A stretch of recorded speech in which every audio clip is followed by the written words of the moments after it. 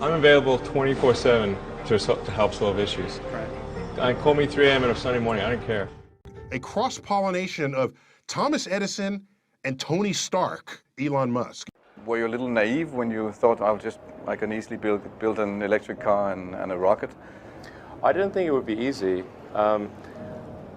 Like I said, I thought they would probably fail.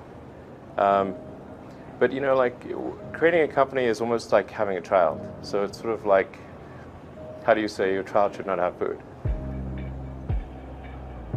So once you have the company, you have to feed it and nurse it, and take care of it, even if it ruins you. Yeah.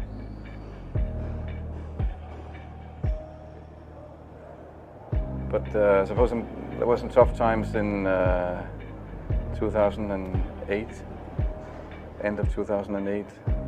How did you get through that period of crisis? Yeah. Can we just break for a second? Sure, of course. You want to wait a little while? Man, I sure hope it was worth it. Sure hope it was worth it. It's everything. And I was borrowing money from friends to pay the rent. Well, I mean, Tesla really faced a severe threat of death due to the Model 3 production ramp. Essentially, the company was bleeding money like crazy, and just if we didn't solve these problems in a very short period of time, we would die. And it was extremely difficult to solve them. How close to death did you come? Within single-digit weeks. 22 hours a day, or like what? How many I hours? was working, so 7 days a week, sleeping in the factory. I worked in the paint shop, general assembly, body shop. You ever worry about yourself imploding? Like it's just too much? Absolutely. No one should put this many hours into work. This is not good. People should not work this hard. They should not do this. It's very painful. Painful in what sense?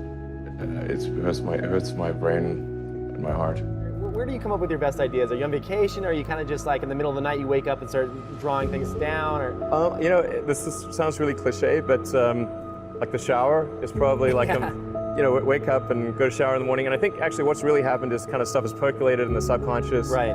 And it's not really occurring in the shower, but you're kind of getting the results of last night's, computation, basically. Right. Whatever area that you get into, given that, even if you're the best, there's always a chance of failure.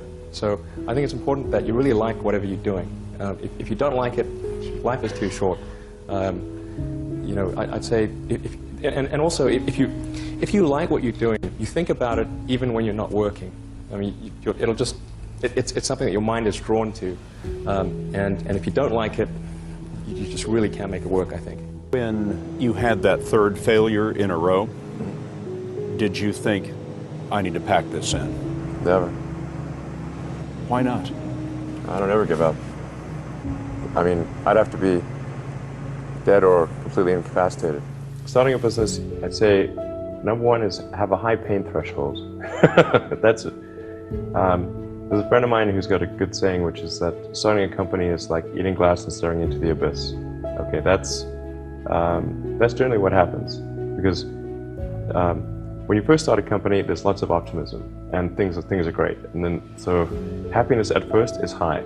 Then you encounter all sorts of issues, and happiness will steadily decline, and then you'll go through a whole world of hurt. And then eventually, if you succeed, and in most cases you will not succeed, and Tesla almost didn't succeed, came very close to failure. Then if you succeed, then after a long time you will finally get back to happiness. I think too is you got to make sure that whatever you're doing is a great product or service. It has to be really great. And I go back to what I was saying earlier, where if you're a new company, I mean, unless it's like some new industry or new market that, if it's an untapped market, then you have more ability to,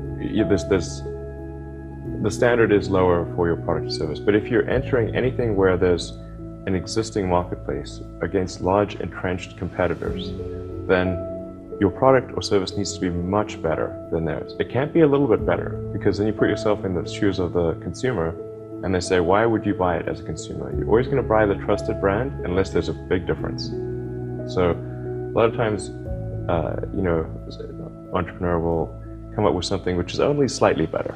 And it can't just be slightly better. It's got to be a lot better. Number 3, I'd say, is constantly seek criticism.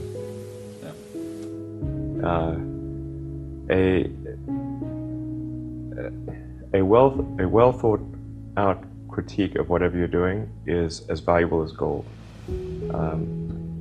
And you should seek that from everyone you can, but particularly your friends. Usually your friends know what's wrong, but they don't want to tell you because they don't want to hurt you. So lift you up, sort of. So they'll say, oh, I would encourage my friend, so I'm not going to tell him what I think is wrong with this product. Yeah. It doesn't mean your friends are right, but very often they are right. And you at least want to listen very carefully to what they say. And to everyone, if you're looking for, basically, you should take the approach that you're wrong. You know, that you, the entrepreneur, are wrong. Your goal is to be less wrong.